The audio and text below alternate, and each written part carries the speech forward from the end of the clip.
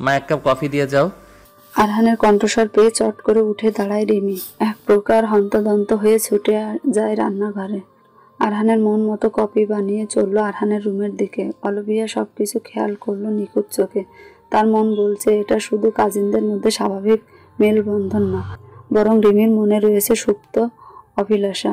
সে রাগে নিজের হাত মুষ্টিবদ্ধ করে নেয়। কপালের রগ ফুলে ফুটে অলিভিয়ার। তার আরহানের দিকে নজর, এত বড় সাহস! রিমি কফি নিয়ে আরহানের রুমে যায়। দেখতে পায় আরহান ল্যাপটপে মুখ গুজে কাজ করছে। রিমিকে তখনও খেয়াল করেনি। রিমি কফি মগ এগিয়ে দিয়ে লাজুক স্বরে বলে, আপনার কফি। আরহান ল্যাপটপে মুখ গুজে বলে, রেখে দে টেবিলে। রিমি টেবিলে রেখে দিয়ে ঠায় দাঁড়িয়ে রয়। আরহান মাথা তুলে যায় রিমির পানে, ভুরু উঁচিয়ে জিজ্ঞেস করে, কিছু বলবি? ইস, এই লোকটা এত সুন্দর কেন? তার কথা বলার ধরন, প্রতিটি অঙ্গভঙ্গি, চোখের চাহনি এতে প্রবলভাবে কেন টানে রিমিকে। এই যে এখন ভুরু উঁচিয়ে কথা বলল, কি মারাত্মক না লাগলো রিমির কাছে। এসবই ভেবে রিমি তার দুই ঠোঁট ভিজিয়ে ঢোক খায়। তারপর কোনো রকম কিছু না বলে চলে যায়। চৌধুরী বাড়িতে আত্মীয় স্বজন আসতে শুরু করেছে। আগামীকাল হলুদ এবং তার পরের দিন বিয়ে। আজ সন্ধ্যায় ছোট করে বাড়ির মেয়েগুলো মেহেন্দি অনুষ্ঠান রেখেছে।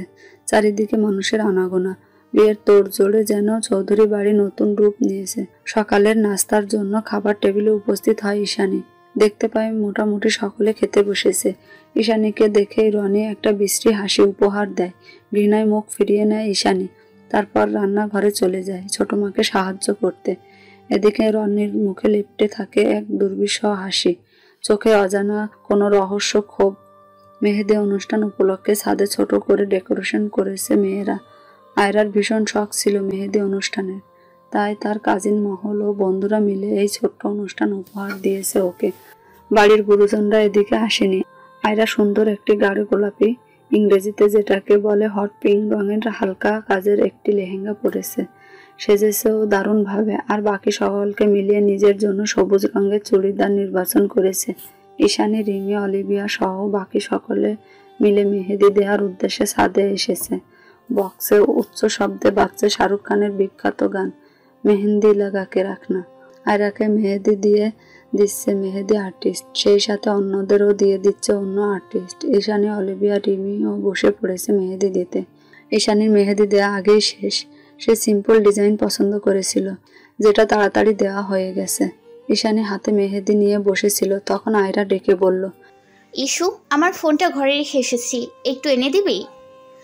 ঈশানী মাথা দুলিয়ে ছাদের গেট পেরিয়ে নিচে নামতে লাগলো। ছাদের থেকে নামতে হাতের বামে রয়েছে স্টোর রুম। সেদিকটায় সচরাচর কেউ যায় না। সন্ধ্যা পেরিয়ে এখন রাত নেমেছে শহরের বুকে। ঈশানী ৩-৪ সিঁড়ি পার করে নামতেই পিছন থেকে একটি দানবীয় হাত চেপে ধরে ঈশানীর মুখ। ঈশানী ছোটার জন্য ছটফট করতে থাকে, আগন্তুকের হাতে কিল ঘুষি দিতে থাকে, কিন্তু লাভ হয় না। উল্টো সেই আগন্তুক ঈশানীর মুখ চেপে ধরে নিয়ে যায় সেই পরিত্যক্ত স্টোর রুমে। ঈশানী বুঝতে পারে কিছু একটা খারাপ হতে চলেছে। সে ঘাবড়ে যায়, ভয় পেয়ে যায়, মাথা কাজ করে না তার। তাকে যখন স্টোর রুমে নিয়ে আসে তখন সে ভয়ে আরো সিঁটিয়ে যায়। তখনই তার ঘাড়ের উপর কারো উত্তপ্ত নিঃশ্বাস পায় এবং শুনতে পায় ফিসফিসিয়ে বলা কথা, ঈশ্বরানী, বলেছিলাম না ভয়ঙ্কর শাস্তি দেব। আমাকে থাপ্পড় মারার ফল আজকে পাবে তুমি। তোমার সারা শরীর কলঙ্কিত করব আমি, যেই কলঙ্কিত নিয়ে তুমি সমাজে দাঁড়াতে পারবে না। সবাই তোমাকে ছিছা দিবে। সেই কলঙ্কে কলঙ্কিত করব আজ তোমায়। আতঙ্কে ঈশানীর সর্বাঙ্গ কাঁপতে থাকে। নিজেকে বাঁচানোর জন্য অনবরত ধস্তাধস্তি করতে থাকে। শেষে গিয়ে এক প্রকোপ কামড় বসায় মুখের উপর থাকা রনির হাতে। রনি মৃদু আর্তনাদ করে ঈশানীর মুখ ছেড়ে দিতে ঈশানী পালানোর চেষ্টা করে, কিন্তু আজ ভাগ্য ঈশানীর সহায় নেই। দরজার কাছে যাওয়ার আগে চুলের মুঠি ধরে ফেলে রনি। ঈশানীর চুলের মুঠি ধরে ঘুরিয়ে তার গালে একটি থাপ্পড় বসায়। ঈশানী গিয়ে আছড়ে পড়ে মেঝেতে। ঠোঁট কেটে রক্ত বেরিয়ে আসে। ডুকরে কেঁদে ওঠে ঈশানী। কিভাবে বাঁচবে সে? কিভাবে পালাবে এখান থেকে? এই মানুষরূপী জানোয়ার রাক্ষস থেকে সে কি নিজেকে বাঁচাতে পারবে? ঈশানী এবার জোরে চিল্লাতে থাকে, কেউ আছো? বাঁচাও আমায়, এই বদমাশের হাত থেকে রক্ষা করো আমায়, হে আল্লাহ, আমায় সহায়তা করো। ঈশানীর চিৎকারে রনি হেসে ওঠে। বিকৃত সেই হাসি দিয়ে বলে, গানের আওয়াজ পাচ্ছ না ডার্লিং? তোমরা না মেহেদি অনুষ্ঠানে আছো, গান বাজিয়ে এনজয় করছিলে।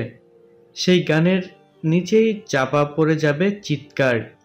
কেউ শুনবে না, কেউ দেখবে না, কেউ আসবে না বাঁচাতে। বিয়ে বাড়ির এত মানুষের ভিড়ে তোমাকে কে খুঁজবে? চিল্লাও, আরো চিল্লাও। তুমি যত চিল্লাবে তোমাকে ততটা যন্ত্রণা দিয়ে কলঙ্কিত করব। ঈশানী এবার হাউমাউ করে কেঁদে উঠল, হাত জোড় করে মিনতি করে বলল, ছেড়ে দিন আমায় রনি ভাই, প্লিজ। আমার এত বড় ক্ষতি করবেন না, প্লিজ ছেড়ে দিন আপনি আমায়। রনি যেন পৈশাচিক আনন্দ পেল ঈশানীর অনুনয়ে। মুখে শয়তানি হাসি রেখে এগিয়ে গেল ঈশানীর দিকে। ঈশানী পেছাতে লাগলো আর অনুনয় বিনয় করতে থাকলো। রনি কিচ্ছু শুনল না, হাত বাড়িয়ে টেনে ফেলে দিল ঈশানীর ওড়না। ছিঁড়ে ফেললো ঈশানীর ডান হাতের জামার কিছু অংশ। ঈশানীর হাতের কাছে থাকা পুরনো ফুলদানি দিয়ে রনির মাথায় আঘাত করলো। রনির কপাল কেটে কিছুটা পিছিয়ে গেল, কপাল বেয়ে রক্ত বেরোচ্ছে। ঈশানী এই ফাঁকে দৌড় দিতে গেলে রনি খপ করে ঈশানীর পেট বাহু জড়িয়ে নিজের কাছে নিয়ে আসে। ঈশানীর পেটে রাখা তার হাতের নখ ডেবে দেয় ঈশানীর পেটে। ঈশানী ব্যথায় আর্তনাদ করে ওঠে, পা দিয়ে অনবরত লাথি দিতে থাকে রনিকে। রনি হিসিয়ে বলে, তোর তেজ কমাবো আমি আজ। এখানে আমার কাছে বন্ধ হয়েও তোর তেজ কমে না। তোর শরীরের প্রতিটা অঙ্গের তেজ কমাবো আজ। তোকে ছিন্ন বিচ্ছিন্ন করে খুললে শেষ করে দিব। বলে ঈশানীর ঘাড়ে কামড় বসায়। ঈশানী ব্যথায় ঘৃণায় মুখ খিচিয়ে নেয়। পরক্ষণে রনি গোপন অঙ্গে এক লাথি বসায়। রনি ব্যথায় মুচড়ে ওঠে। ঈশানীকে ছেড়ে দিলে ঈশানী দৌড়ে দরজা খুলতে যায়, তার আগেই আবার তাকে ধরে ফেলে রনি। আরো হিংস্র রূপ নিয়ে ধরে ফেলে ঈশানীর হাত। ঈশানীর গাল চেপে ধরে হিসিয়ে ওঠে। ঈশানী হাত ঝটকা দিয়ে বলে, ছেড়ে দেন বলছি, ছোবেন না আমায় একদম, আমি খুন করে ফেলবো আপনাকে। রনি ঘর কাঁপিয়ে হাসে, তারপর আবার ঈশানীর হাত মুচড়ে পিঠে নিয়ে আসে। তারপর দাঁতে দাঁত পিষে বলে, আগে আমার হাত থেকে রক্ষা পাও ডার্লিং। তোমার শরীরের প্রতিটা ভাঁজে ভাঁজে আমি কালিমা লেপন করব আজ। ঈশানী মনে প্রাণে আল্লাহকে ডাকছে। আজ কি তবে তাকে তার সম্ভ্রম হারাতে হবে? ঈশানী হাউমাউ করে কেঁদে ওঠে। হঠাৎ বাইরে থেকে কারো জুতোর খসখসে আওয়াজ পাওয়া যায়। ঈশানী যেন আশার আলো দেখতে পেল। সে কিছু বলবে তার আগে রনি তার মুখ চেপে ধরে। ঈশানী মুখ বন্ধ অবস্থায় হু হু শব্দ করে গঙ্গাতে থাকে। রনি লক্ষ্য করলো বাহিরে আর গানের শব্দ নেই। সে কিছুটা ভীত হলো, তবে তাকে ভয়ে কাবু করতে পারলো না। তাকে এই মুহূর্তে এক পৈশাচিক নেশায় কাবু করেছে। সে ঈশানীর মুখ শক্ত করে চেপে ধরেছে। ঈশানীর মুখে হাত থাকায় সে শব্দ করতে পারছে না। হঠাৎ করে বাহিরে পায়ের আওয়াজ থেমে গেছে। ঈশানীর মনে জেগে ওঠা আসর আলো ধপ করে নিভে গেল যেন। তবু একটা শেষ চেষ্টা করে আশেপাশে দেখতে নিল। তার পায়ের কাছে একটা খালি পুরনো ছোট টেবিল রাখা। সে পা দিয়ে সেটা ফেলে দেয় শব্দ করার জন্য। রনি এবার আরো ক্ষিপ্তভাবে চেপে ধরলো ঈশানীর মুখ। চুলের মুঠি ধরে কিছু বলবে, তখনই দরজায় করাঘাতের শব্দ হলো। ঈশানী আবার রনির হাতে কামড় দিল, কিন্তু রনি হাত সরালো না, এভাবেই চেপে ধরলো। বাহির থেকে দরজা ধাক্কানো হচ্ছে। এবার দরজা ধাক্কানোর সাথে ভেসে এলো পুরুষালী আওয়াজ, ভিতরে কে? কে ভিতরে? দরজা খুলে বলছি এখনই। আকাশে সুন্দর ঝলমলে চাঁদ উঠেছে। চারিদিকে মৃদুমন্দ বাতাস বইছে, হয়তোবা ঝড়ের পূর্বাভাস। ছাদে উপস্থিত কয়েকজন যুবতী মেয়ে তাদের নিজ কর্মে ব্যস্ত। কেউ হাসছে, কেউ নাচছে, কেউ গাইছে। আয়রা মেহেদি দেওয়া প্রায় শেষের দিকে। সেই কখন ঈশানীকে পাঠিয়েছে ফোনটা আনতে। মেয়েটার এখনো আসার খবর নেই। এদিকে তার বর মশাই পই পই করে বলে দিয়েছেন মেহেদি দেয়া হলে যেন সর্বপ্রথম তাকে ছবি তুলে দেওয়া হয়। সে পাশে ফিরে রিমিকে একবার দেখে নিল। মেয়েটার এখনো দেয়া হয়নি মেহেদি, তবুও রিমিকে বলল, এই রিমি, ইস্যুকে কখন পাঠিয়েছি ফোনটা আনতে, এখনো আসার খবর নেই। তুই গিয়ে একটু দেখে আসবি প্লিজ। আচ্ছা। বলে মেহেদি আর্টিস্টকে থামিয়ে উঠে দাঁড়ালো। নাচতে নাচতে এগিয়ে গেল নিচে নামতে। প্রথমেই গেল আয়রার রুমে। গিয়ে দেখে বিছানার উপর ফোন রাখা। ঈশানী কোথাও নেই। রিমি ভুরু কুচকে এগিয়ে গিয়ে ফোনটা নিল। তারপর ভাবতে লাগলো মেয়েটা গেল কই। আয়রার রুম থেকে বেরিয়ে সোজা রান্নাঘরের দিকে গেলেন মিনারা বেগমের কাছে। মিনারা বেগমকে জিজ্ঞেস করলেন, ফুপি, ইস্যু কোথায় গো, দেখেছো? মিনারা বেগম হাতের কাজে ব্যস্ত হয়ে বলল, তোরা তো সব একসাথে ছাদে গেলি মেহেদি দিতে, সেখানেই তো ইস্যু। আর উপু, ওকে ফোন আনতে আরো 30 মিনিট আগে নিচে পাঠিয়েছে। ওর কোনো দেখা না পেয়ে আমি নিচে এসে ফোন নিলাম, কিন্তু ওকে আর পাচ্ছি না। রিমি বলল। মিনারা বেগম তেমন গুরুত্ব দিলেন না, বরং বললেন, আছে হয়তো এদিকেই কোথাও, খুঁজে দেখ, আমার হাতে অনেক কাজ রে। তখনই আরহান আসলো। মিনারা বেগমের কাছে এসে জিজ্ঞেস করলো, মা মইটা কোথায়? বাহিরে ডেকোরেটরে লোকদের লাগবে। মিনারা বেগম চাইলেন ছেলের দিকে, তারপর বললেন, স্টোর রুমে আছে হয়তো, একটু গিয়ে খুঁজে দেখ না বাবা। আরহান সেদিকটাই পা বাড়ালো। রিমি দৌড়ে পিছু নিল আরহানের। আরহান সামনে আর সে পিছু হাঁটছে। কয়েক সিঁড়ি ওঠার পর আরহান পিছু ফিরে চাইলে রিমি দ্রুত একটু হাসার চেষ্টা করে বলে উঠল, আমি সাথে যাচ্ছিলাম। আরহান সরে দাঁড়ায়। ওকে আগে যেতে বললে। রিমি পা দাপিয়ে চলে যায়। এই লোক সব সময় তাকে অবহেলা করে, একটু একসাথে গেলে কি এমন হতো বলে মুখ বাঁকায়। রিমি ছাদে গিয়ে পেঁচার মতো মুখ করে ফোনটা এগিয়ে দেয় আয়রাকে। আয়রা ফোনটা নিয়ে জিজ্ঞেস করে, কি হয়েছে? আর ইস্যু কোথায়? রিমি নিজেকে স্বাভাবিক করে তারপর বলে, ইস্যুকে তো কোথাও পেলাম না, ফুপিও দেখেনি। আয়রার এবার একটু চিন্তা হতে লাগলো। কোথায় গেল মেয়েটা? সে ফোন দিল ঈশানীর ফোনে। ফোনটা তার পাশে বেজে উঠল। কপালে চিন্তার ভাঁজ পড়লো। আয়রা উঠে দাঁড়ালো। ঈশানী কখনো এমন করে না, কোথাও গেলে অন্তত বলে যায়। আর এত রাতে যাবেই বা কোথায়? বাড়ি ভর্তি মানুষ। সে নিজের হাত উঁচু করে নিয়ে কোনো রকম পা বাড়ায়। আরহান স্টোর রুমের সামনে যায়। দরজার বাহির থেকে খোলার চেষ্টা করছে সে, তবুও সে দরজা খুলতে পারছে না। আরহান ভাবলো হয়তো দরজা লক করা। আবার পা ঘুরিয়ে নিচের দিকে যেতে লাগলো চাবি আনার জন্য। আরহান কয়েক কদম হেঁটে সামনে আসতেই দেখা হয় আয়রার সঙ্গে। আয়রা নিচে নামছিল। আরহানকে দেখে সে জিজ্ঞেস করে, ভাইয়া, তুমি ইস্যুকে দেখেছো? ওকে কোথাও পাচ্ছি না, ফোনটাও ছাদে রেখে গেছে। আরহান স্বাভাবিকভাবে জানালো, না দেখিনি আমি। দেখ আশেপাশে আছে হয়তো। তুই স্টোর রুমের চাবি কোথায় জানিস? আয়রা বলে। স্টোর রুম তো খোলাই থাকে সব সময়, চাবি লাগবে কেন? আরহান কিছু বলবে তখন স্টোর রুম থেকে একটা শব্দ এলো। গানের আওয়াজে তেমন শোনা না গেলেও ওরা রুমের কাছে থাকায় শুনতে পেল। আয়রা খানিক কেঁপে উঠলো। হঠাৎ শব্দে বলল, এই শব্দ কোথা থেকে আসলো ভাইয়া? আরহান স্টোর রুমের দিকে তাকিয়ে বলল, স্টোর রুমে থেকে মনে হলো, কিন্তু সেটা তো বন্ধ। আমি এতক্ষণ খোলার চেষ্টা করলাম কিন্তু খুললো না। আয়রা ভীত হয়ে প্রশ্ন করলো, ভেতরে কি কেউ আছে ভাইয়া? তখনই রিমি এলো। এসে জিজ্ঞেস করলো, আর কি করছো তোমরা এখানে? আরহান কপালে ভাঁজ ফেলে কিছু একটা ভাবলো। তার কিছুটা গোলমাল লাগছে ব্যাপারটা। এগিয়ে গেল রুমের দিকে। তারপর আয়রার উদ্দেশ্যে বলল, গান বন্ধ করতে বল গিয়ে। আয়রা ছুটে গেল। রিমি বোকার মতো দাঁড়িয়ে জিজ্ঞেস করছে, কি হয়েছে? আরহান এগিয়ে গিয়ে দরজার কড়া নাড়ল। ভিতরে কে? কে ভিতরে? দরজা খুলে বলছি। ভিতর থেকে ঈশানী শব্দ করে যাচ্ছে। রিমি বলল, ভাইয়া ভেতরে কেউ আছে, দেখো কেমন একটা শব্দ। আরহান কিছুটা অস্বাভাবিক হলো। জোরে দরজা ধাক্কিয়ে ভাঙার চেষ্টা চালালো। এদিকে রনি এক হাতে ঈশানীর মুখ চাপ দিয়ে অন্য হাতে ধরে ঈশানীর চুলের মুঠি ধরে লাল চোখে তাকিয়ে চোখ রাঙায়। রনি ঘাবড়ে যায়। আরহানের কণ্ঠ শুনে শরীর বেয়ে নেমে যায় একটা শীতল ভয়। কি করবে ভাবতে থাকে। এভাবে হুট করে ধরা খেয়ে যাবে ভাবেনি সে। ভয়ে আরো তীব্র করে তার হাতের থাবা। চারপাশে তাকিয়ে দেখতে থাকে পালানোর রাস্তা আছে কিনা। কিন্তু তখনই দরজা ভেঙে প্রবেশ করে আরহান। রনি ভয়ার্ত নেত্রে তাকায় আরহানের পানে। আরহান ঈশানীর দিকে তাকায়, করুণ চোখে আরহানকে দেখছে। আরহান 1 মিনিটও সময় নেয় না বুঝতে। রনি ঈশানীকে ফেলে পালাতে ধরলে আরহান নাক বরাবর এক ঘুষি বসায়। মুখ থুবড়ে পড়ে যায় রনি। ঈশানী দৌড়ে চলে যায় আরহানের কাছে, হামলে পড়ে আরহানের উপর, ডুকরে কেঁদে ওঠে আরহানকে ধরে। আরহান এক হাতে জড়িয়ে নেয় ঈশানীকে। রক্ত চক্ষু নিয়ে তাকায় রনির দিকে। রনির ভয়ার্ত দৃষ্টি। আরহানের পিছনে আয়রা ও অলিভিয়া এগিয়ে আসে।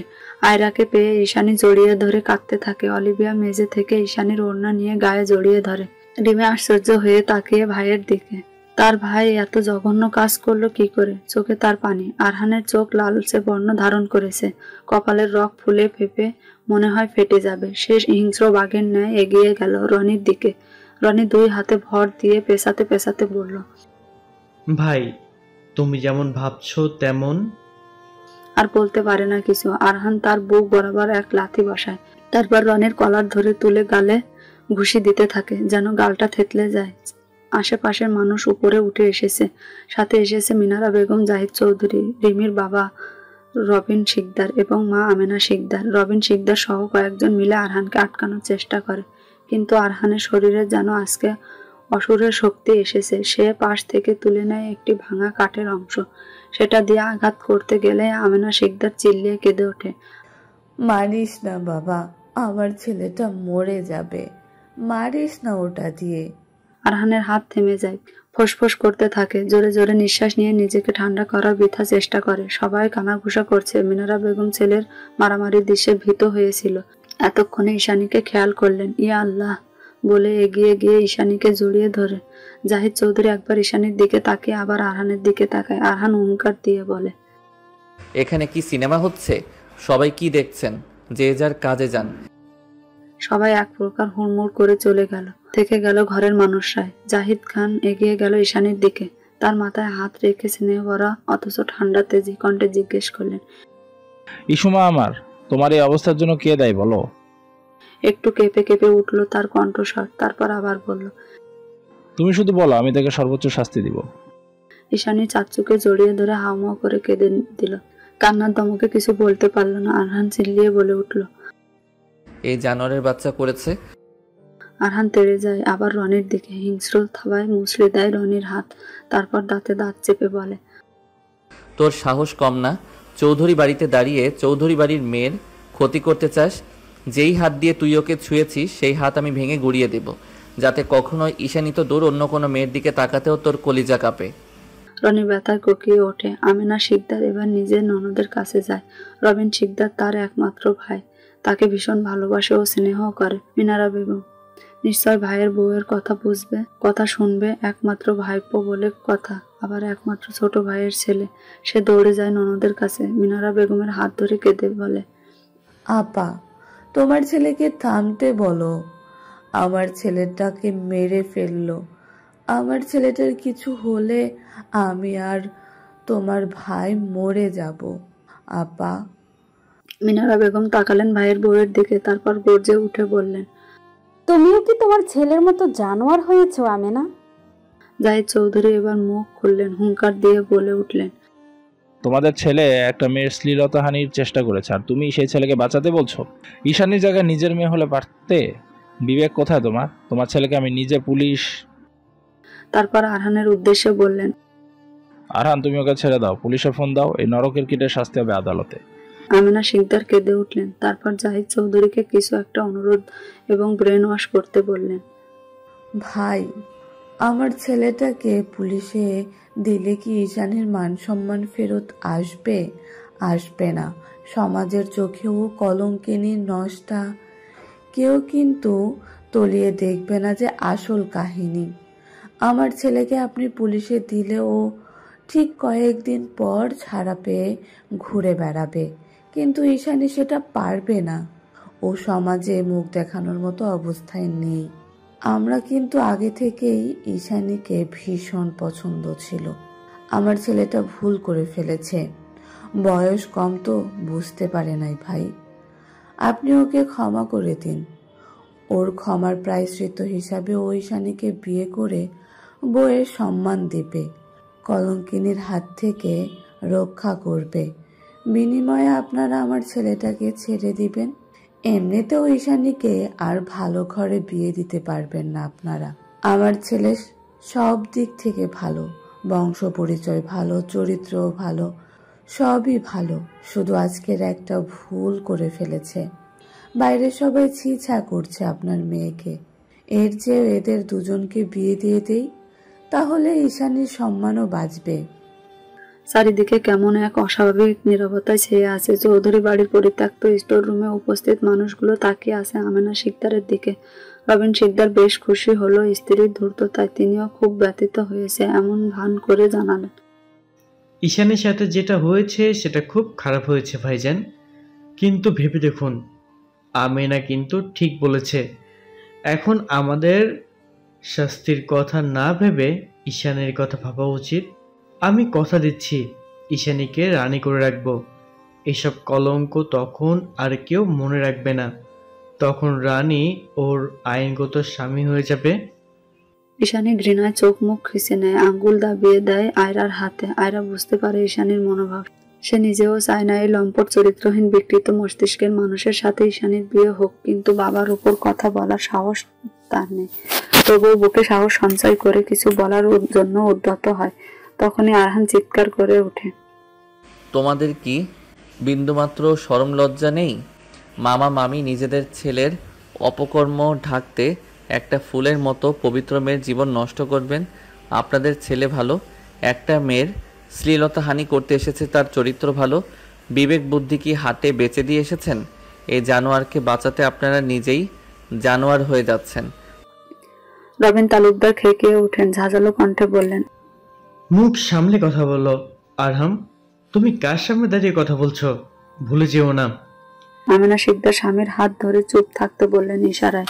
তারপর আরহানকে বলল, ও আর ফুলের মতো পবিত্র নেই। আমরা ভালো মানুষ, বিবেক আছে বলে নষ্টা মেয়েকে নিজের বাড়ির বউ করতে যাচ্ছি। না হলে রবিন শিকদারের ছেলের জন্য শহরের বড় বড় লোকেরা মেয়ে দেওয়ার জন্য বসে আছে। আর ছেলেদের এমন টুকটাক দোষ থাকেই, পুলিশে দিলেই বা কি আমার ছেলেকে ছাড়াতে আমার 2 মিনিট লাগবে না। কলঙ্কিত হয়ে পড়ে থাকবে এই মেয়ে। এতক্ষণ জাহিদ চৌধুরী চুপ করে থাকলেও এবার গর্জে উঠলেন। ঘরে উপস্থিত থাকা প্রতিটি জিভ কেঁপে উঠেছে যেন তার হুঙ্কারে। জাহিদ চৌধুরী আমিনা শিকদারের উদ্দেশ্যে বললেন, আমার মেয়ের চিন্তা তোমায় করতে হবে না, আপাতত তুমি তোমার ছেলের চিন্তা করো। এই নরকের নিকৃষ্ট কীটকে জানো তুমি 2 মিনিটে জেল থেকে ছাড়াতে না পারো, তার ব্যবস্থা আমি স্বয়ং জাহিদ চৌধুরী করব। মিনারা বেগম সব শুনলেন। যতই হোক ওনারা আপন ছোট ভাই। মা মরার পর থেকে কোলে পিঠে মানুষ করেছে এই ছোট ভাইকে। নিজের সন্তান তুল্য ছোট ভাইয়ের এহেন দশা সইল না তার। এদিকে ঈশানীকেও সে নিজের মেয়ের মতো মানুষ করেছে। তবুও দোনামোনা করে বললেন, রবিন বা ওর বউ বল কিছু বলেনি, কিন্তু আমার ভাইয়ের কোনো দিক থেকে কম নেই। যা হওয়ার হয়ে গেছে। ঈশানের রনের সাথে বিয়ে হলে রাজরানী হয়ে থাকবে, না হলে সমাজের মানুষ নানা কথা বলবে। এখনই কানাঘুষা শুরু করেছে। জাহিদ চৌধুরী শীতল দৃষ্টি নিপাত করলেন স্ত্রীর পানে। তখনই আরহান বলে উঠল, মা, তোমাকে আমি আমার শিক্ষা মানি। তোমার থেকে আমি ঠিক ভুল শিখেছি, যেই তুমি কিনা এখন ভুলকে প্রশ্রয় দিচ্ছ। মিনারা বেগম চুপসে গেলেন, আর কোনো কথা বললেন না। পুলিশ এসে নিয়ে গেল রানীকে। এই অপমান অপদস্থ সহ্য করতে না পেরে তখনই চৌধুরী বাড়ি থেকে চলে গেলেন রবিন তালুকদার এবং আমেনা তালুকদার। রিমির ইচ্ছে না থাকা সত্ত্বেও তাকেও যেতে হয়েছে। জাহিদ চৌধুরী আয়রাকে বলে ঈশানীকে নিজের ঘরে নিয়ে যেতে বলেন এবং পাশে পাশে থাকার নির্দেশ দেয়। ছেলেকে বলে তার রুমে আসতে, জরুরি কথা বলবে। জাহিদ চৌধুরী নিজের রুমের বিছানার কোনায় বসে আছে নির্জীব হয়ে। চোখে তার অপরাধবোধ, অনুশোচনা, আক্ষেপ, কষ্ট। আরহান দরজা ঠেলে ভিতরে প্রবেশ করে, সোজা বাবার সামনে গিয়ে দাঁড়ায়। চুপ করে বসলো বাবার পাশে। বাবার ডান হাত কাঁধে নিয়ে নিজের হাত রাখলো। জাহিদ চৌধুরী চোখ তুলে তাকালেন আরহানের দিকে। নিজের বাবার চোখে ভেজা দেখে আরহান খুব অসহায় বোধ করলো। মনে করার চেষ্টা করলো ঠিক শেষ কবে দেখেছিল বাবাকে কান্না করতে। হয়তো তার ছোট চাচ্চুর মৃত্যুতে। আরহান কিছুটা সময় দিল জাহিদ চৌধুরীকে। জাহিদ চৌধুরী নিজেকে সামলে নিয়ে বলতে শুরু করলো, জাকির আমার ছোট ভাই, কম আমার বন্ধু ছিল। পিটাপিটি বয়স হয় সবসময় সব কাজ একসাথে করতাম। এমন একটা দিনও যেত না যেদিন আমি আর জাকির দুরন্তপনা ছেলে মানুষই করতাম না। আমাদের দুজনের বাদরামিতে মা বিরক্ত হয়ে যেত। বাবার কাছে আমরা বরাবরই ভদ্র ছিলাম, কারণ তাকে আমরা জমের মতো ভয় পেতাম। বাবা বাসায় আসলে আমরা 2 ভাই একদম চুপচাপ ভয়ে ভয়ে থাকতাম। যখন আমি অনার্স 2য় বর্ষে আর জাকির কেবল ইন্টার পরীক্ষা দিল, তখন একদিন খুব ভোরে বাবা চিৎকার দিয়ে উঠল। আমরা 2 ভাই দৌড়ে বাবার রুমে গিয়ে দেখি আমাদের মা আর বেঁচে নেই। মরণঘাতী ক্যান্সার আমাদের মাকে কেড়ে নেয়। জাকির ছিল বেশি মায়ের নেওটা। মা মারা যাবার পর ভীষণভাবে ভেঙে পড়ল। বাবা আগে থেকে রুক্ষ স্বভাবের ছিলেন। মায়ের মৃত্যু যেন তাকে পাথরে রূপান্তর করলেন। বিধ্বস্ত জাকিরকে আমি কাছে টেনে নিলাম। নিজের কান্না থামি ওকে সামলাতাম আমি। ওকে ঘিরে আমার দুনিয়া ছিল। এরপর আমি স্নাতক পাশ করে বাবার ব্যবসায় এলাম। জাকির তখনও বিশ্ববিদ্যালয়ে 2য় বর্ষে পড়ছে। তোমার দাদু আমার বিয়ের জন্য মেয়ে দেখলেন। তোমার দাদুর পছন্দে আমি তোমার মাকে বিয়ে করে আনলাম। কিন্তু জাকির শোনেনি বাবার কথা। তোমার মা যখন 6 মাসের গর্ভবতী, তখন হঠাৎ একদিন তোমার ছোট চাচু একটা মেয়ে নিয়ে এলো বাসায়। জানা তারা বিয়ে করেছে। বাবার ভয়ে তটস্থ হয়ে থাকা জাকির সেদিন বাবার অবাধ্য হয়। বাবার সাথে সেদিন আমার জীবনের প্রথম আমি তর্কে জড়িয়েছিলাম, কিন্তু লাভ হলো না। সে নিজের কথা অবিচল থেকে জাকিরকে ত্যায্য করে দিল।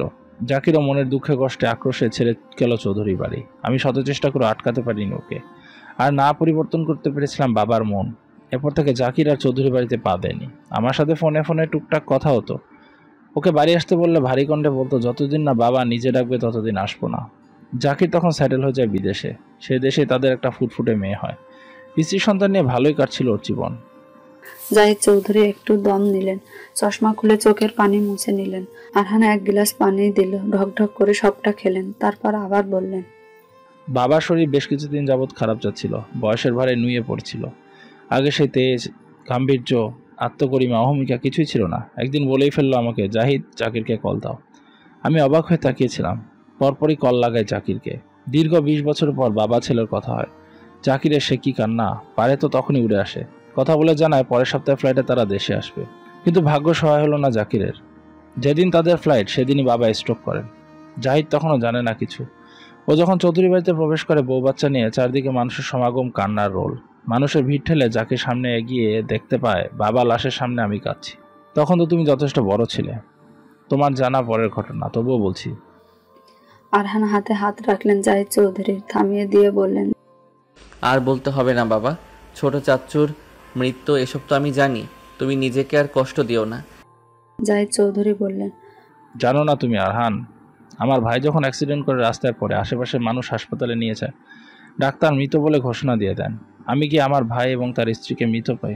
ঈশানী ভাগ্যের জোরে বেঁচে যায় সেদিন। কিন্তু আমি যখন জাকিরের লাশের সামনে ওর হাত ধরে আঝারি করছিলাম, হঠাৎ আমি অনুভব করি ওর হাত নড়ছে, পিট পিট করে চাইছে। আমি জোরে ডাক্তার ডাক্তার বলে ডাকতে থাকি, কিন্তু ও আমাকে থামিয়ে দিয়ে নিবু নিবু কণ্ঠে বলে, ভাইজান, আমার মেয়ে। আমি তাকে আশ্বস্ত করে বলি, ঈশানী ঠিক আছে, শুধু একটু ব্যথা পেয়েছে।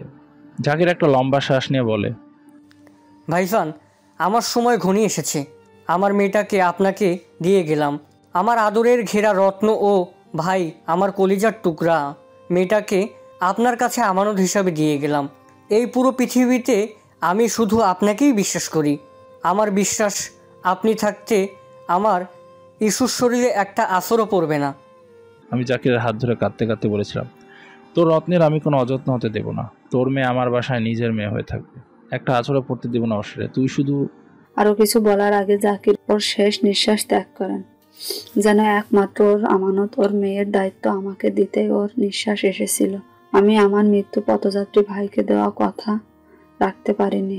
আরহান আমার বাড়িতে দাঁড়িয়েই ওকে এত কিছু শিকার হতে হয়েছে। আমি হতবাকা, কিছু করতে পারিনি। নিশ্চয় উপর থেকে আমার ভাই আমার উপর ভীষণ রেগে আছে। আমি ঈশানীকে রক্ষা করতে পারিনি। আরহান, আমি ব্যর্থ, একজন ভাই ব্যর্থ, একজন চাচ্চু।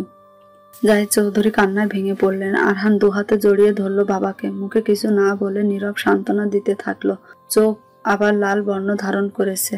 তারপর বাবার পিঠে হাত বুলিয়ে দিতে দিতে বললেন, এমন কেন ভাবছো?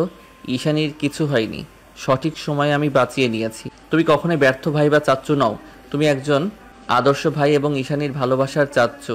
তুমি ঈশানীকে জিজ্ঞেস করে দেখো। জাহিদ চৌধুরী কান্না আরো খানিক বাড়ালো। তারপর খানিক কান্না থামিয়ে আবার অশ্রু ভেজা কণ্ঠে বললেন, আবার একটু দম নিলেন। ছেলের হাত ধরে অসহায় চোখে চেয়ে বললেন, আমি বেঁচে থাকতে মেয়েটার সাথে এমন হলো। যতটুকুই হয়েছে সেটা হয়েছে এই নরকের কীট আমার ফুলের মতো নিষ্পাপ মেয়েটাকে শেষ করে দিত। যদি না সময় মতো তুমি সেখানে উপস্থিত না হতে, আজকে হয়তো ভাগ্য সহায় ছিল। কিন্তু আমি মরে গেলে মেয়েটাকে কে আগলে রাখবে? এই নিষ্ঠুর দুনিয়াতে আমি আর কাউকে ভরসা করতে পারছি না। বাবা হিসেবে আমি তোমার কাছে কখনো কিছু চাইনি। তুমি যা চেয়েছো, যা করতে চেয়েছো, আমি সবসময় তোমাকে সাহস জুগিয়েছি, সাপোর্ট করেছি। আমার এত বড় ব্যবসা রেখে তুমি ডাক্তারি পড়তে চেয়েছো, আমি বিনা বাক্যে বিনিময়ে তোমার আবদার রেখেছি। বাবা হিসেবে আমি আমার সর্বোচ্চ দিয়েছি তোমার ইচ্ছে, স্বপ্ন, আকাঙ্ক্ষা পূরণে। বিনিময়ে কিছুই চাইনি তোমার থেকে আমি। তবে আমি আজ তোমার কাছ থেকে কিছু চাইলে তুমি আমাকে দেবে, ফিরে দিবে না তো? আরহান সন্দিহান দৃষ্টি ফেললো বাবার দিকে। কপালে ভাঁজ পড়ল। পুনরায় মুহূর্তে নিজেকে শান্ত করে বাবার মুঠো করে রাখা নিজের হাতের দিকে চাইল। তারপর শান্ত কণ্ঠে বলল, তুমি অনুরোধ কেন করছো বাবা? তুমি আদেশ করবে বাবা, বলো তুমি কি চাও? জাহিদ চৌধুরী এবার ছেলের দিকে চাইলেন, এক নিঃশ্বাসে বললেন, আমি চাই ঈশানীকে তুমি বিয়ে করো আরহান। তোমার ছাড়া ঈশানীর ব্যাপারে আর কাউকে ভরসা করতে পারছি না। আরহান বিমূঢ় হয়ে বসে আছে। তার বাবা যে হঠাৎ এমন একটা সিদ্ধান্ত নেবে সেটা তার কল্পনাতীত ছিল। সে কিছুটা উত্তেজিত হয়ে বলল, বাবা তুমি এসব কি বলছো? ঈশানীর বয়স দেখেছো? নেহাতি বাচ্চা মেয়ে, আমাদের আয়রার থেকেও ছোট। কিভাবে তুমি এখন ওর বিয়ের কথা ভাবছো? জাহিদ চৌধুরী এবার সোজা হয়ে বসলেন, দৃঢ় কণ্ঠে বললেন, তুমি আমি এই সমাজের ধার না ধারলেও তারা কিন্তু ঠিকই আমাদের নিয়ে সমালোচনা করবে। তোমার মামা মামি যেটা বলেছে সেটা ভুল বলেনি। সমাজের মানুষের চোখে ঈশানের উপর দাগ লেগে গেছে। আড়ালের সম্মুখে মেয়েটাকে অনেক কথা সইতে হবে। তার থেকে বাঁচানোর একমাত্র উপায় এটাই আরহান। আরহান এ পর্যায়ে বেশ বিরক্ত হলো। ডান হাতের 2 আঙ্গুল কপালে ঘষে বলল, তুমি এই সমাজের কথা ভেবে একটা মেয়ের জীবন নষ্ট করে দিবে? তুমিও কি মামির কথা মেনে নিচ্ছ? জাহিদ চৌধুরী ছেলের দিকে চাইলেন, ছেলের ভাবাবেগ বোঝার চেষ্টা করলেন, তারপর বললেন, তোমার মামির কথা বিশ্বাস করলে নিজের একমাত্র ছেলের সাথে ওকে বিয়ে দেওয়ার কথা ভাবতাম না। তুমি আমার ছেলে, তোমাকে আমি আমার আদর্শে মানুষ করেছি। সেখান থেকে আমি শতভাগ নিশ্চিত ঈশানী তোমার কাছে সবচেয়ে বেশি নিরাপদ। তাই তোমাকে ওকে বিয়ে করতে হবে। সমাজের চোখে ধর্মানুযায়ী সে অধিকার অর্জন করতে হবে। সে অধিকার দিয়ে তুমি ঈশানীকে সকল কিছু থেকে রক্ষা করতে পারবে। আরহান এবার বিরক্ত চরম পর্যায়ে গেল, কপালে ভাঁজ ফেলে চাইল বাবার দিকে। বাবার এখনো ছেলে মানুষই তার মোটেও ভালো লাগছে না। সে বিরোধ করে বলল, বাবা, বিয়েটা কোনো ছেলে খেলা না। আমার আর ঈশানীর বয়সের পার্থক্য দেখেছ? 10 বছর। একটা বাচ্চাকে কিভাবে বিয়ে করতে বলছো? ও কি চাই সেটাও গুরুত্বপূর্ণ জানা। বিয়ে জিনিস এভাবে কারো ঘাড়ে ফেলে দেওয়া একদমই অনুচিত। জাহিদ চৌধুরী তর্কে গেলেন না, কাট গলায় বললেন, তোমার মা আমার থেকে 12 বছরের ছোট। আমরা কি সংসার করছি না? আমি এত কথা শুনতে চাই না। আমি আমার সিদ্ধান্ত জানিয়ে দিয়েছি। মানা না মানা তোমার ব্যাপার। তবে মনে রেখো, তোমার উত্তরের উপর নির্ভর করছে সব।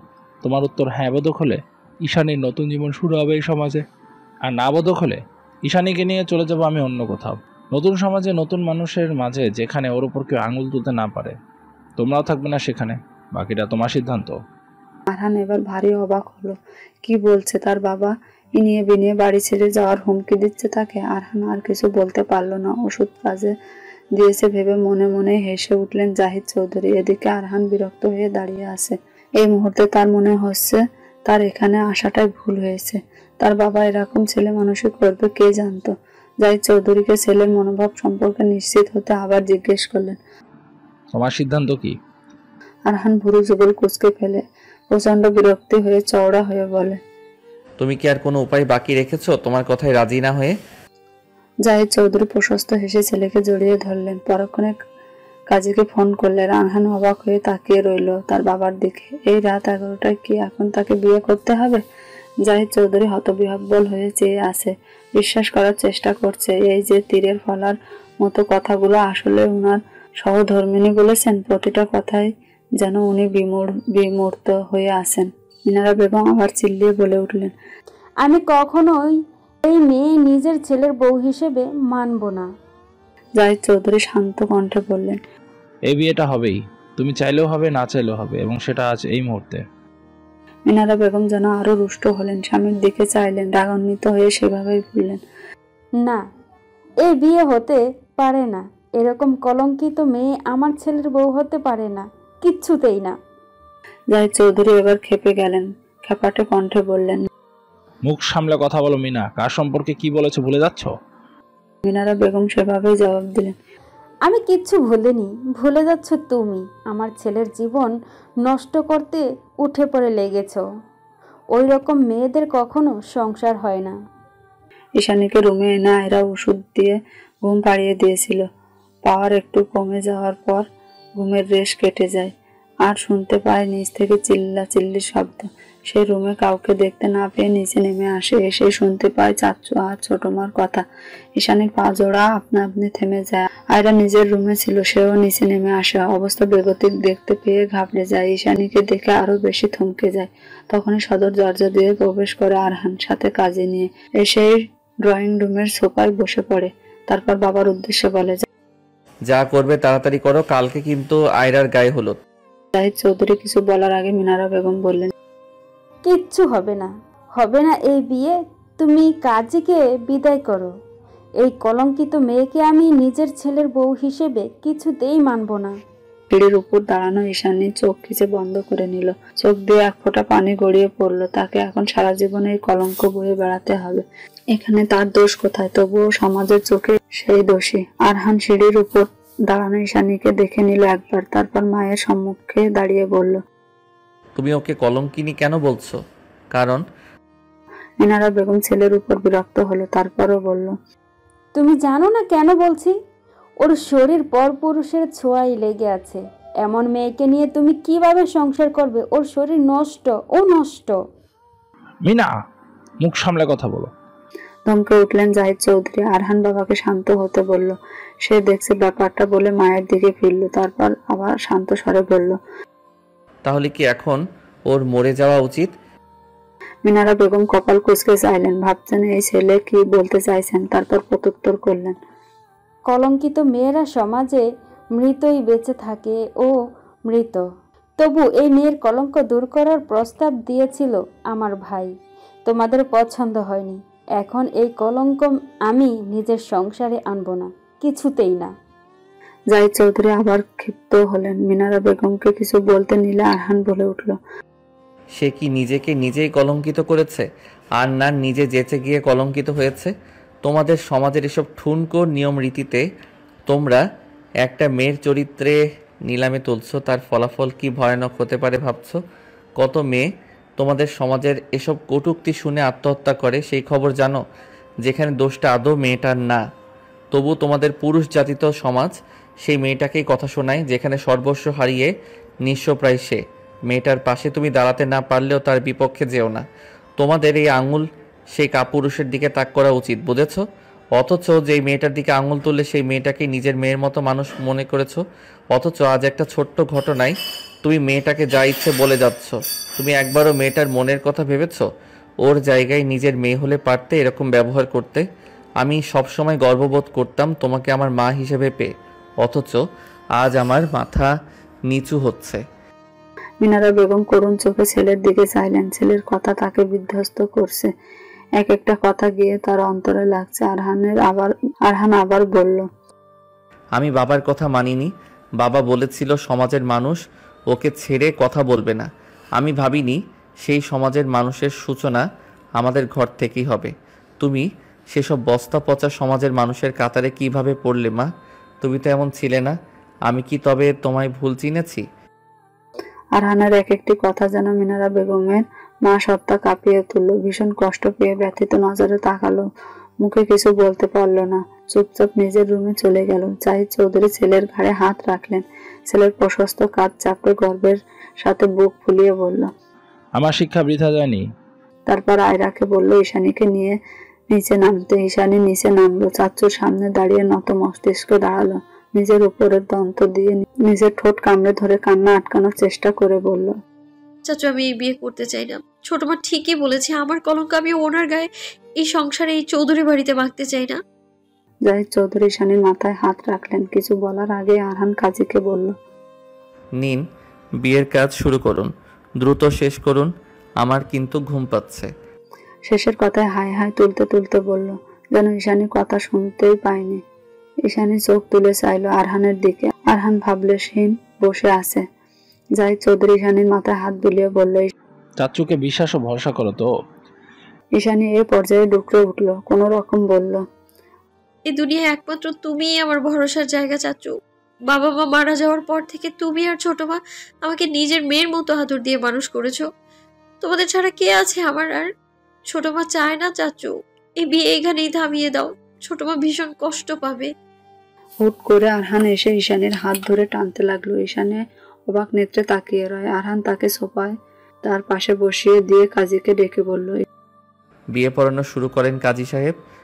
ঈশানীর দিকে তাকিয়ে বলে, বিয়েটা হয়ে যাক, এরপর সারা রাত কান্নাকাটি করো, আমার ভীষণ ঘুম পেয়েছে। ঈশানীর কিং কর্তব্য বিমূঢ় হয়ে চেয়ে আছে। জাহিদ চৌধুরী ধমকে বললেন, একটু আগেই না বিয়ে করতে চাচ্ছিলে না? বিয়ে না করার জন্য যুক্তি দিচ্ছিলে, আর এখন বিয়ে করার জন্য মেয়েটাকে কথাও বলতে দিচ্ছ না? আয়রা ফিক করে হেসে ফেললো। তারপর দৌড়ে নিজের ঘরে গিয়ে ওর বিয়ের লাল ওড়না এনে ঈশানীর মাথায় পরিয়ে দিল।